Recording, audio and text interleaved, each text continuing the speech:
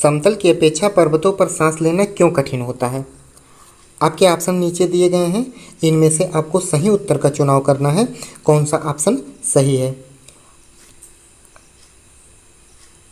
Option ये है, ऊंचाई के बढ़ने पर वायुदाब घट जाता है और ऑक्सीजन की आवश्यकता बढ़ जाती है। ऑप्शन बी है, पर्वतीय वायु भारी होती है और फेफड़ों में भरी नहीं जा सकती। ऑप्शन सी है, पर्वतीय वायु अशुद्ध होती है इसीलिए हम लोग नहीं ले पाते। ऑप्शन डी है, उपर्युक्त में से कोई नहीं। इस क्वेश्चन में आपका ऑप्शन ये सही हो जाएगा, ऊंचाई के बढ़ने पर वायुदाब घट जाता है और ऑक्सीजन की आवश्यकता बढ़ जाती है। दोस्तों, हमें पता है ऊंचाई बढ़ने के साथ वायुमंडल में गैसों की मात्रा अल्पतम हो जाती है या कम हो जाती है, जिससे वायुदाब कम हो जाता है और ऑक्सीजन की आवश्यकता बढ़ जाती है।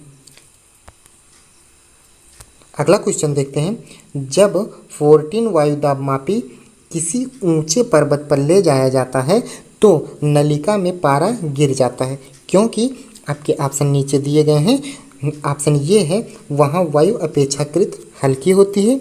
ऑप्शन बी, ताप में न्यूनता के साथ पारा निम्न हो जाता है। या फिर ऑप्शन सी, वहाँ पर वायुमंडलीय दाब निम्न हो जाता है। या फिर ऑप्शन डी, वहाँ पर पृष्ठ तनाव घट जाता है। इसमें आपका ऑप्शन सी सही हो जाएगा। दोस्तों, हम जानते हैं ऊंचाई बढ़ने के साथ वायुदाब कम हो जाता है। जब वायुदाब मापी को ऊंचे पर्वत पर ले जाया जाता है तो वहां पर वायुदाब कम होने के कारण उसमें जो पारा भरा होता है उसकी नलिका में वह धीरे धीरे घट जाता है या उसका स्तर धीरे धीरे घट जाता है। उड़ान से पहले हवाई जहाज दौड़ मार्ग पर दौड़ाया जाता है। ऑप्शन ये है, कार्यकारी वायुदाब घटाने के लिए। ऑप्शन बी है, कार्यकारी वायुदाब बढ़ाने के लिए।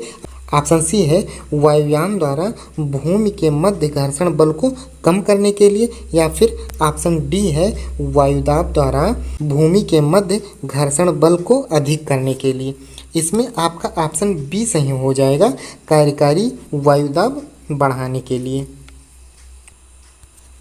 हाइड्रोजन से भरा रबर का गुब्बारा वायु में ऊपर जाकर फट जाता है, क्योंकि ऑप्शन ये है, हाइड्रोजन का भार बढ़ जाता है। ऑप्शन बी है, वायुदाब बढ़ जाता है। ऑप्शन सी है, हाइड्रोजन का दाब घट जाता है।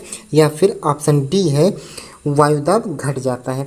इसमें आपका ऑप्शन डी सही हो जाएगा, वायुदाब घट जाता है। हम जानते हैं ऊंचाई बढ़ने के साथ साथ वायुदाब कम होता है, इस कारण से गुब्बारे में उपस्थित हाइड्रोजन गैस का विस्तार होने लगता है, जिससे गुब्बारा फट जाता है। अगला क्वेश्चन देखते हैं। प्रेशर कुकर में खाना कम समय में पकता है, क्योंकि आपके ऑप्शन नीचे दिए गए हैं। अधिक दाब के कारण उबलते पानी का ताप कम हो जाता है। ऑप्शन बी है, चारों ओर से बंद होने के कारण वायु का प्रभाव नहीं पड़ता है। या फिर ऑप्शन सी है, अधिक दाब के कारण उबलते पानी का ताप बढ़ जाता है। या फिर ऑप्शन डी, प्रयुक्त पानी का वाष्पन बहुत कम होता है।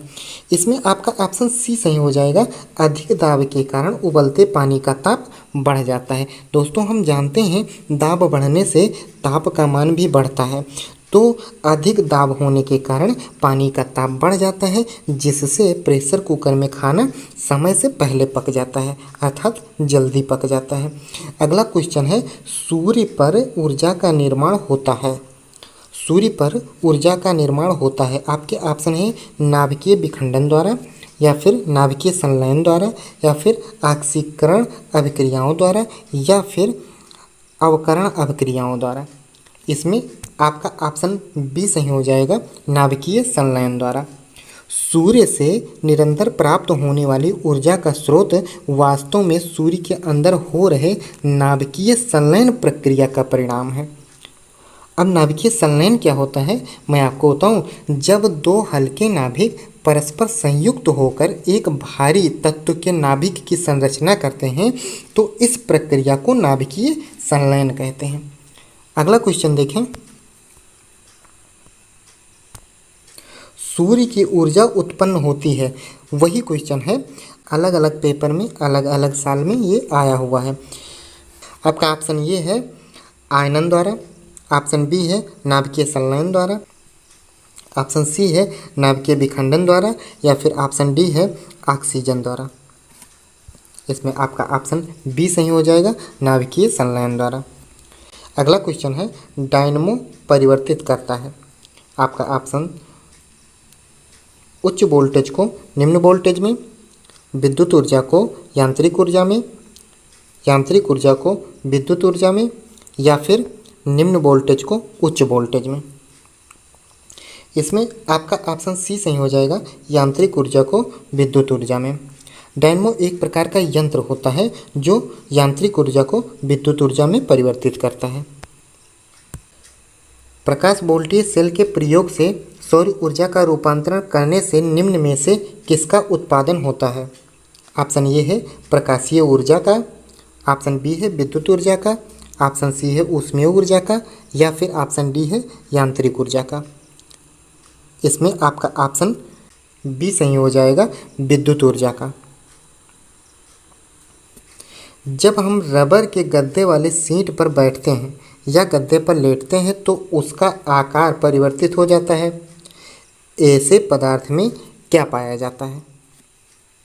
आपके ऑप्शंस हैं गतिज ऊर्जा, स्थितिज ऊर्जा, संचित ऊर्जा, या फिर विखंडन ऊर्जा। इसमें आपका ऑप्शन बी सही हो जाएगा, स्थितिज ऊर्जा। स्थितिज ऊर्जा को पोटेंशियल एनर्जी कहते हैं।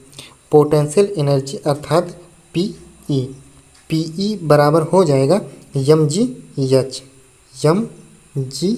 mgh। इसमें यम है द्रव्यमान, जी है गुरुत्वीय त्वरण और एच है वस्तु की ऊंचाई। स्थितिज ऊर्जा वह ऊर्जा होती है जो किसी वस्तु में स्थित या उसके ठहराव के कारण उत्पन्न होती है, या फिर दूसरे शब्दों में कह सकते हैं किसी वस्तु की स्थिति के कारण उसमें उपस्थित ऊर्जा को स्थितिज ऊर्जा कहते हैं। अगला क्वेश्चन देखते हैं, निम्न में से किसमें गतिज ऊर्जा नहीं है? आपको यहाँ पे ध्यान देना होगा, नहीं पे ये पूछ रहा है नीचे दिए गए ऑप्शन में से किसमें गतिज ऊर्जा नहीं है।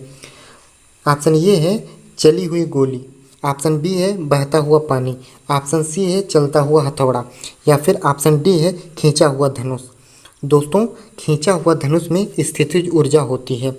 आपको बता दें, चलती हुई गोली में गतिज ऊर्जा होती है, बहता हुए पानी में गतिज ऊर्जा होती है, चलता हुआ हथौड़ा में गतिज ऊर्जा होती है।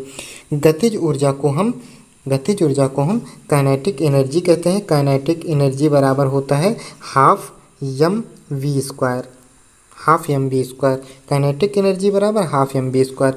गतिज ऊर्जा किसी वस्तु में उसके गति के कारण उपस्थित ऊर्जा को गतिज ऊर्जा कहते हैं। जैसे चलती हुई गोली ये गति कर रही है, इसमें जो ऊर्जा उपस्थित है वह गतिज ऊर्जा है।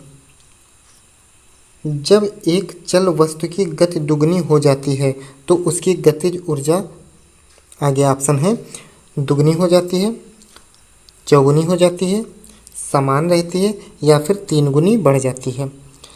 मैंने आपको बताया काइनेटिक एनर्जी अर्थात गतिज ऊर्जा बराबर half M V square, 1/2 M V square.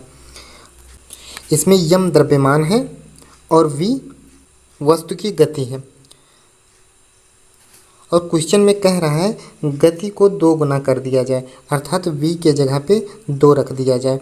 तो v के जगह पे जब हम 2 रखेंगे तो 2 का वर्ग हो जाएगा, अर्थात ये 4 हो जाएगा।